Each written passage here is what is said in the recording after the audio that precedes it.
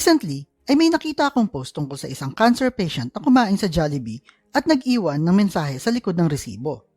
Medyo mabigat sa dibdib ito pero basahin nyo.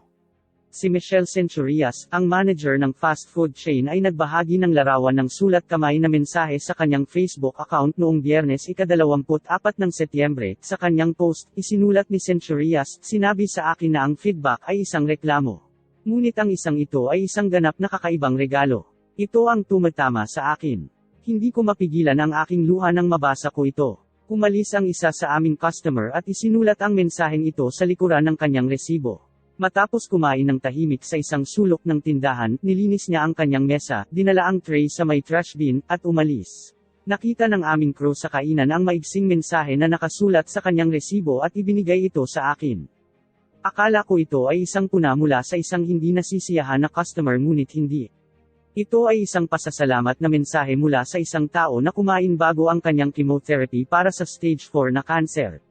Ibinabahagi niya na binigyan siya ng kanyang doktor ng 3 buwan upang mabuhay. Sa isang mabigat na puso, agad kong kinuha ang pagkakataong hanapin ang customer sa dining area ngunit sinabi sa akin na umalis na lang siya.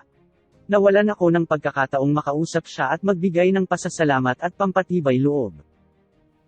Pagkatapos kong basahin ito ay may biglang pumasok sa isip ko. Alam nyo na hardcore fan ako ng pagtatabi ng pera o pag-iipon. Pero isipin nyo, maiksi lang ang buhay. Mahirap naman yung nagtatrabaho ka na nagtatrabaho pero di mo na i-enjoy yung perang pinaghirapan mo, di ba? Lagi ko nga sinasabi sa iba na kailan mo patitikman yung mga pagkain gusto mo kapag bawal na sa'yo?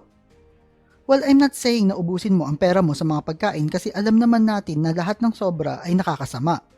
At tama lang din naman na magtipid at magtabi ng pera kasi malaki ang maitutulong nito lalo na sa oras ng emergency. Pero wag naman to the point na ipagkakait mo sa sarili mo ang kasiyahan na maibibigay ng perang pinagtrabahuhan mo. Kaibigan, maiksi lang ang buhay. Tama lang na magtabi tayo ng pera, pero tama rin na i-enjoy natin ang pera natin nang di ito inuubos. Tulad na rin ito na may sulat na mensaheng ito, kahit na sa huling pagkakataon ay na-enjoy niya yung pagkain niya sa Jollibee.